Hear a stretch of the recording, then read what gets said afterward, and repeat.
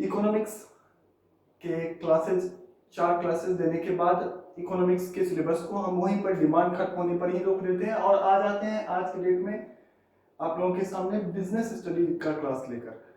Business studies for 11th के business study के classes कुछ दिनों के बाद स्टार्ट किए जाएंगे, लेकिन अभी 12th का क्लास स्टार्ट किया जाता है। सबसे पहले यहाँ पर ये जानना होगा कि 12th के बिजनेस स्टडी में हमें पढ़ना क्या क्या है। तो इसे 2 भागों में बांटकर पढ़ा जाता है, एक फाइनेंशियल मार्केट और दूसरा मैनेजमेंट। तो पहले मैनेजमेंट वाले पार्ट को हम लोग खत्म करने की कोशिश करेंगे, उसके बाद हम लोग बढ़ेंगे फाइनेंशियल मार्केट पर। तो सबसे पहला चैप्टर, सबसे पहला यूनिट जो हमारे सामने होगा मैनेजमेंट को पढ़ते हुए, तो वो होगा मैनेजमेंट एंड इंट्रोडक्शन। मैनेजमेंट होता क्या है, इसमें कौन कौन सी बातें होती है, ये जानना सबसे इंपॉर्टेंट टॉपिक होगा हमारा। तो पहले किताब पर जाने से पहले या सिलेबस पर जाने से पहले हम ये बात कर सकते हैं कि मैनेजमेंट होता क्या है। तो किसी भी कार्य को जितने भी रिसोर्सेज आपके पास हैं उसमें सही तरीके से पूरा करना ही मैनेजमेंट कहलाता है। अब अगर मैनेजमेंट के डिफिनीशंस की तरफ या मीनिंग की तरफ हम जाते हैं तो हम कह सकते हैं कि management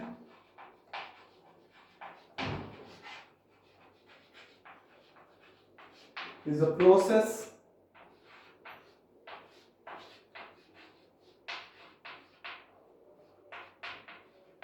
of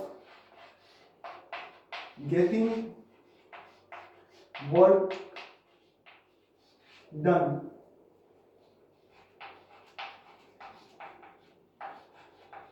with the aim of achieving goals.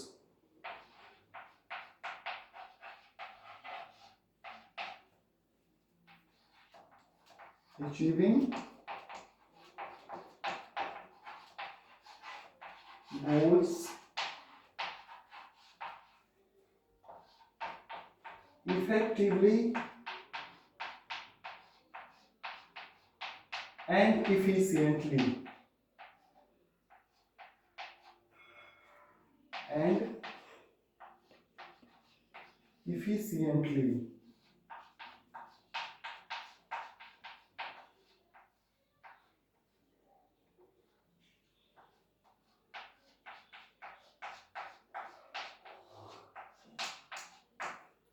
तो हमने जो मीनिंग बताया है मैनेजमेंट का, कि मैनेजमेंट का अर्थ होता है किसी भी काम को इस तरीके से पूरा करना कि उस कार्य के पीछे हमारा जो उद्देश्य था वो पूरा हो जाए। किस तरीके से? तो इफेक्टिवली एंड इफिशिएंटली, कुशलतापूर्वक और इफिशिएंटली मीन्स दोनों का। इफेक्टिवली का हिंदी अर्थ होता है प्रभावपूर्णता और इफिशिएंटली का होता है कुशलतापूर्वक। तो यहां पर इस मीनिंग में 3 पॉइंट्स को हाईलाइट किया गया है। 3 पॉइंट्स को, वो है प्रोसेस, इफेक्टिवली और इफिशिएंटली। तो अब इन तीनों से क्या मीनिंग बनता है उसको तो हम बाद में समझेंगे। पहले डिफिनेशन को एक बार फिर से समझ लें कि मैनेजमेंट किसी भी कार्य को इस तरीके से पूरा करने की कला है, पूरा करने का आर्ट है, जिससे हम उस कार्य को कुशलतापूर्वक और प्रभावशाली ढंग से पूरा कर सकें और हमारा कार्य से जुड़ा हुआ जो लक्ष्य हो वो भी पूरा हो जाए। तो अब हम अगले टॉपिक की तरफ चलते हैं। मीनिंग को जानने के बाद हम इसके अगले टॉपिक की तरफ, इस 3 पॉइंट्स को हाईलाइट जहां पर किया जाएगा उसके तरफ चलते हैं। तो वो होगा मैनेजमेंट कंसेप्ट। ये मैनेजमेंट कंसेप्ट क्या है? तो मैनेजमेंट कंसेप्ट इन्हीं 3 बातों से, जिन्हें इस मीनिंग में हाईलाइट करके दिखाया गया, उन्हीं 3 बातों से मिलकर बना हुआ है। तो उसे हम जानने का प्रयास करते हैं। तो मैनेजमेंट कंसेप्ट में पहला बात आता है, पहली चीज आती है प्रोसेस।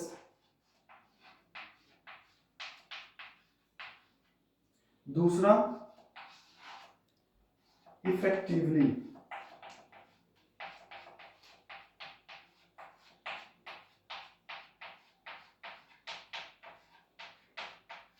और तीसरा इफिशिएंटली।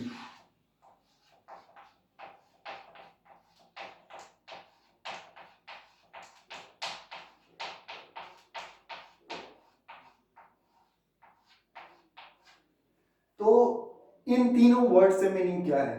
तो प्रोसेस मीन्स होता है ग्रुप ऑफ एक्टिविटीज, मतलब कई सारे कार्यों का समूह। तो जब किताबी डिफिनिशंस या किताबी बातें पढ़ने जाएंगे हम मैनेजमेंट के संदर्भ में, तो वहां पर लिखा हुआ रहता है management is a process of planning, organising, staffing, directing and controlling. मतलब ये 5 कार्यों का एक समूह है। तो वही बात यहाँ भी है कि प्रोसेस से मतलब क्या होता है, मैनेजमेंट एक प्रोसेस है। इसका मतलब ये होता है कि मैनेजमेंट कई सारे कार्यों से मिलकर बना हुआ है। उसमें सबसे पहला कार्य है प्लानिंग। तो वन बाय वन हम सभी कार्यों को समझते यहीं पर चले जाते हैं, और इन्हीं बातों को हम जब फंक्शंस ऑफ मैनेजमेंट में जाएंगे वहां पर पढ़ेंगे। लेकिन वहां पर उस पॉइंट्स को ओवरलुक करते हुए हम मेनली जब इन चैप्टर्स को, फंक्शंस ऑफ मैनेजमेंट वाले जितने भी चैप्टर्स हैं वहां पर जाएंगे तो उसे हम एक्सप्लेन करके पढ़ेंगे। केवल यहाँ पर शॉर्ट फॉर्म में हम जान लेते हैं ये प्रोसेसेस कौन कौन से हैं। तो पहला है planning. Planning means thinking before doing any work, मतलब किसी भी कार्य को करने से पहले उसके बारे में विचार करना ही प्लानिंग कहलाता है। दूसरा होता है ऑर्गेनाइजेशन। तो ऑर्गेनाइजेशन का अर्थ क्या होता है? तो ऑर्गेनाइजेशन का अर्थ होता है कि जो भी कार्य हम करने वाले हैं उसके लिए जो जो भी जरूरत की सामग्रियां हैं, रिसोर्सेज हैं, उनको इकट्ठा करना ही क्या कहलाता है? ऑर्गेनाइजेशन। तीसरी बात होती है staffing, means putting correct people on correct place at correct time is known as staffing. मतलब सही व्यक्ति को सही जगह पर सही समय में नियुक्त करना, सही समय में बिठाना ही क्या कहलाता है? स्टाफिंग।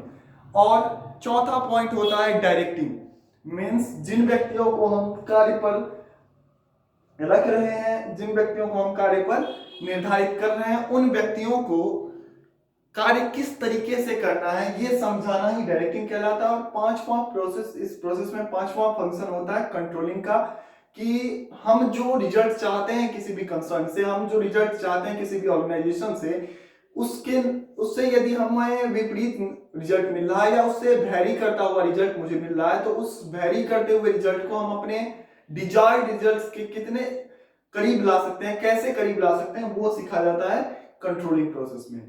तो इसी के साथ प्रोसेस खत्म हो गया। अब इफेक्टिवली और इफिशिएंटली दो वर्ड्स ऐसे हैं जो कि होना ही चाहिए, तभी मैनेजमेंट कहला पाएगा। तो इन दोनों वर्ड्स को हम एक एग्जांपल से समझने की कोशिश करते हैं। सबसे पहले हम मान लेते हैं एक्स नाम के एक व्यक्ति हैं जिन्हें किसी भी बिजनेस ऑर्गेनाइजेशन में प्रोडक्शन मैनेजर बनाया गया है।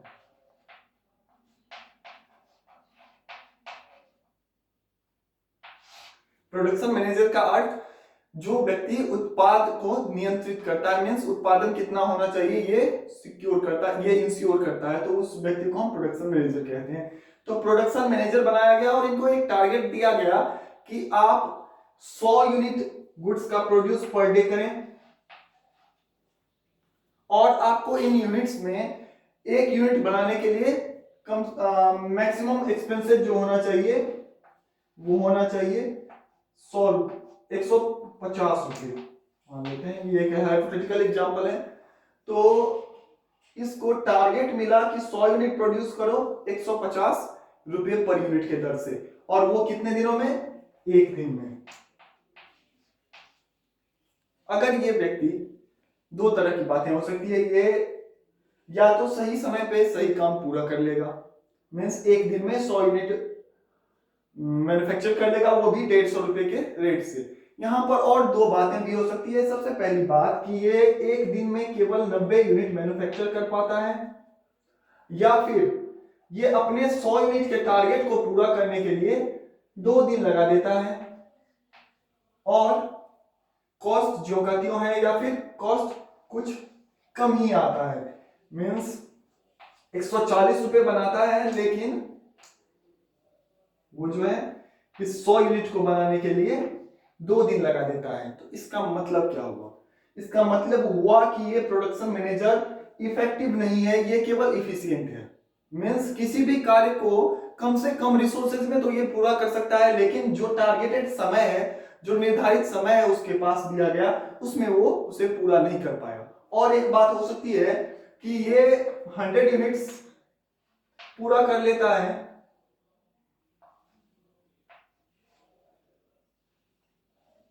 160 रुपए में, और पर यूनिट 160 रुपए पर यूनिट के रेट से, और एक दिन में ये अपने कार्य को पूरा कर लेता है।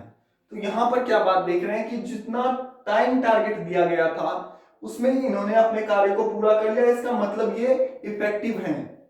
लेकिन इनको जो कॉस्ट टारगेट दिया गया था कि 150 रुपए में ही हमको 1 यूनिट गुड्स बनाना है, वो यूनिट्स ऑफ वो प्राइस जो था हमारा टारगेट प्राइस वो बढ़कर हो गया 160 रुपए। इसका मतलब हम कह सकते हैं कि ये व्यक्ति इफेक्टिव है लेकिन इफिशियंट नहीं है। तो यहां पर इस एग्जांपल को देखने के बाद हम इफेक्टिवनेस और इफिशिएंसी को हम इस तरीके से डिफाइन कर सकते हैं कि इफेक्टिवनेस मींस हमारा कार्य टारगेटेड समय पर पूरा होना चाहिए, चाहे हमारे रिसोर्सेज कुछ ज्यादा भी खर्च हो जाए, और इफिशिएंट मींस कि हमारा काम कम से कम रिसोर्सेज कम से कम कॉस्ट पर पूरा हो जाना चाहिए। तो ये जब दो वर्ड्स मिलते हैं तो इसका मतलब क्या हो जाता है कि कम से कम समय और कम से कम संसाधनों में, मींस कम से कम कॉस्ट एक्सपेंड करके और कम से कम समय खर्च करने के बाद हमारा कार्य पूरा होना चाहिए। तो मैनेजमेंट कंसेप्ट में यही 3 बातें थी। इसके बाद हम अगले टॉपिक पर चलते हैं जो कि है features of management. Features of management में हम जानने की कोशिश करेंगे कि मैनेजमेंट कहां कहां हमारी सहायता करता है। और एक बात कि कई सारे बुक्स में फीचर्स को अलग करके लिखा गया है और इंपोर्टेंस को अलग करके लिखा गया है।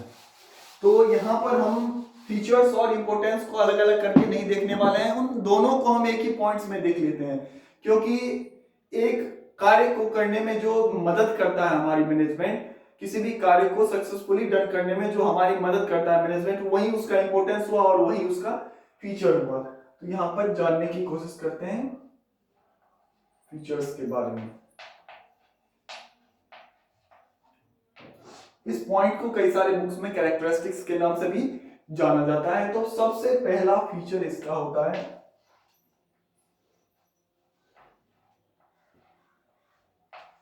Goal oriented. मैनेजमेंट एक ऐसा प्रोसेस होता है जो कि गोल ओरिएंटेड होता है। इस बात को बहुत ज्यादा बताने की जरूरत नहीं है, क्योंकि हम लोगों ने सबसे पहले जब मीनिंग पढ़ रहे थे हम मैनेजमेंट का, तो वहां पर हम लोगों ने डिस्कस किया था management is a process of getting work done with aim of achieving goals. Means हर एक बिजनेस ऑर्गेनाइजेशन, हर एक नॉन बिजनेस ऑर्गेनाइजेशन, किसी भी तरह की ऑर्गेनाइजेशन हो, वो जब खुलती है, वो जब स्टार्ट होती है तो कुछ ना कुछ टारगेट साथ में लेकर चलती है। तो उन टारगेट्स को पूरा करने में हमारी मदद कौन करता है? तो मैनेजमेंट करता है। वो कैसे करता है? तो उसे कम से कम कॉस्ट पर हमारे टारगेट को पूरा करे और कम से कम समय में उसे पूरा करने में हमारी मदद करता है। अब दूसरे पॉइंट की तरफ हम चलते हैं, तो ये है इंटेंजिबल फोर्स।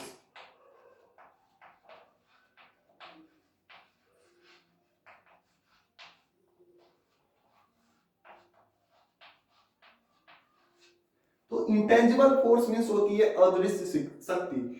तो जब कभी भी हम किसी ऑर्गेनाइजेशन में जाते हैं तो वहां पर मैनेजर्स को हम देखते हैं, मींस ऐसे व्यक्तियों को देखते हैं जो मैनेजमेंट करते हैं, लेकिन मैनेजमेंट हमें कभी दिखाई नहीं देता है। ये एक आर्ट है, ये एक इंटेंजिबल फोर्स है जो होता हर एक जगह है, हर एक काम में हमारे साथ होता है और हमारी मदद करता है हमारे काम को अच्छे तरीके से पूरा करने में, लेकिन कभी दिखाई नहीं देता है।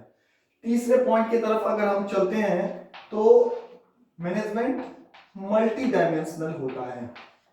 ये पॉइंट थोड़ा सा समय लेंगे, इस पॉइंट पर हम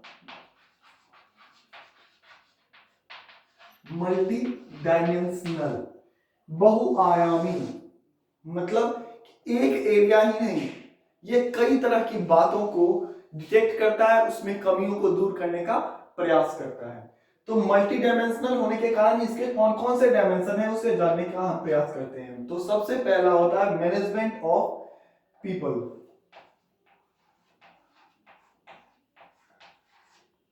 दूसरा होता है मैनेजमेंट ऑफ वर्क, और तीसरा होता है मैनेजमेंट ऑफ ऑपरेशन।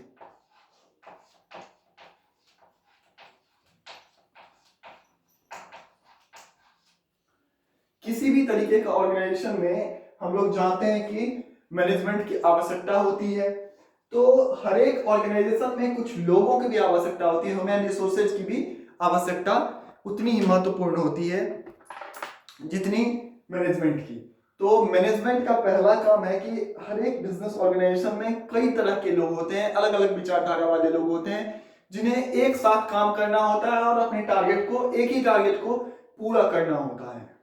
तो इन सभी के लिए, उन सभी के बीच में मतभेद नहीं होना चाहिए, वो एक दूसरे का सहयोग करते हुए काम करें, वो एक दूसरे से समन्वय बिठाते हुए काम करें। कोऑर्डिनेशन और कोऑपरेशन, यहाँ पर दो वर्ड आया है जिसे हम नेक्स्ट क्लास में या अगले से अगले क्लास में हम देखेंगे। लेकिन यहाँ पर जब कई सारे लोग होते हैं तो उनके विचार में मतभेद होने के कारण किसी भी कार्य को पूरा करने में हमें बुरा असर ना मिले, इसे दूर करने का प्रयास कौन करता है? तो मैनेजमेंट। दूसरा है मैनेजमेंट ऑफ वर्क। जब हम नेक्स्ट क्लासेस में हेनरी फेयोल के द्वारा दिए गए कुछ प्रिंसिपल्स पर बात करेंगे, मैनेजमेंट प्रिंसिपल्स पर बात करेंगे, तो वहां पर जाकर सबसे पहला प्रिंसिपल होता है डिवीजन ऑफ वर्क। मीन्स एक व्यक्ति, सबसे पहली बात ये कि एक व्यक्ति हर एक कार्य को खुद ब खुद पूरा नहीं कर सकता। मीन्स उसको उस कार्य को पूरा करने के लिए या अलग अलग कार्यों को पूरा करने के लिए अलग अलग लोगों की जरूरत होती है। तो वर्क्स को इन पीपल के लोगों में किस हिसाब से बांटा जाए, ये भी क्या कहलाता है? वर्क मैनेजमेंट या मैनेजमेंट ऑफ वर्क। मीन्स कौन सा व्यक्ति कौन सा काम कर सकता है, उसकी योग्यता क्या होनी चाहिए, वो कितने देर में कर सकता है, उसके लिए कितना रिसोर्सेज चाहिए, उसको कौन कौन से अधिकार देने हैं, इन सभी बातों पर भी डिस्कशन, इन सभी बातों पर भी डिसीजन मेकिंग कौन करता है? मैनेजमेंट। और तीसरी बात होती है ऑपरेशन। जब कोई व्यक्ति किसी कार्य को पूरा करता है तो उसे ऑपरेशन कहा जाता है। मीन्स अगर पीपल और वर्क दोनों मैनेज्ड हो तो ऑपरेशन खुद ब खुद मैनेज्ड होता है। तो इन 3 पॉइंट्स पर चर्चा करने के बाद हम चल रहे हैं अपने अगले पॉइंट्स की तरफ, जो कि है ग्रुप एक्टिविटी।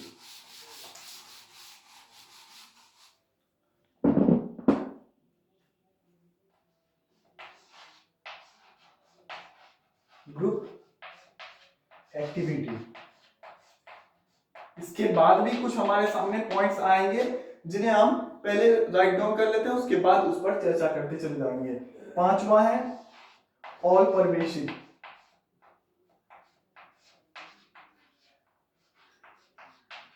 और हम ज्यादा पॉइंट्स पर चर्चा ना करते हुए कम पॉइंट्स में ही इन सभी फीचर्स को देखना चाहें तो लास्ट पॉइंट यहां पर होगा डायनेमिक फंक्शन।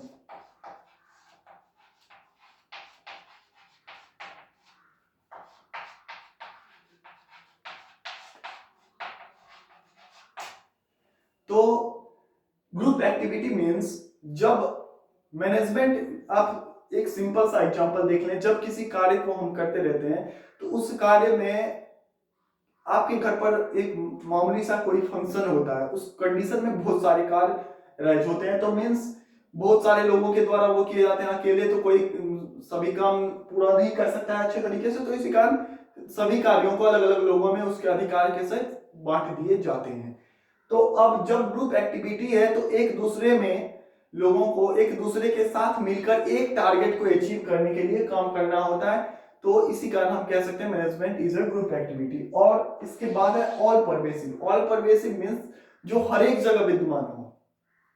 ऐसा नहीं है कि मैनेजमेंट केवल एक बिजनेस ऑर्गेनाइजेशन में ही होता है, एक घर में, एक पढ़ने वाले व्यक्ति में, इन सभी जगहों पर, हर एक जगह पर दुनिया में कोई ऐसा कार्य नहीं है जो कि मैनेजमेंट के बिना पूरा हो सके। इसी कारण आप जब किसी बुक को देखेंगे तो वहां सबसे पहला ये पॉइंट लिखा रहता है, anything minus management is equals to 0।